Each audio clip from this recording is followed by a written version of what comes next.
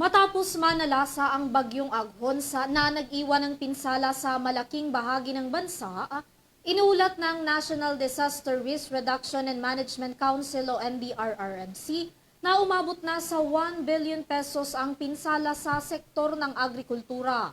Tungayan ang kabuuan ng balita sa aking report.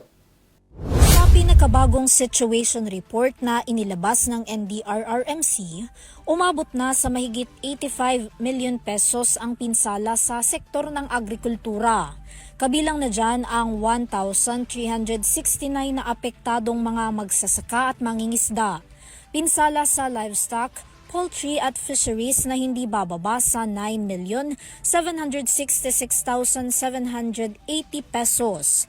Pinaka-naapektuhang rehiyon sa bansa ang Calabarzon na sinundan ng Mimaropa Region.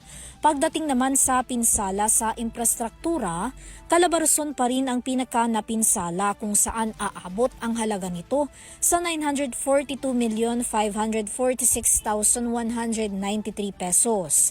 Nasa 57 kalsada pa rin at 2 tulay sa Region 3, Calabarzon at Region 5 ang partially damaged ayon yan sa NDRRMC. Nakasaad din sa report ng ahensya na 6 na katao ang patay dahil sa bagyo habang 1 ang sugatan at 7 naman ang nawawala ngunit under validation pa. Sa kabuuan, 887 na barangay, 41,000 na pamilya at 152,266 na individual ang apektado pa rin ng bagyong Aghon hanggang sa ngayon.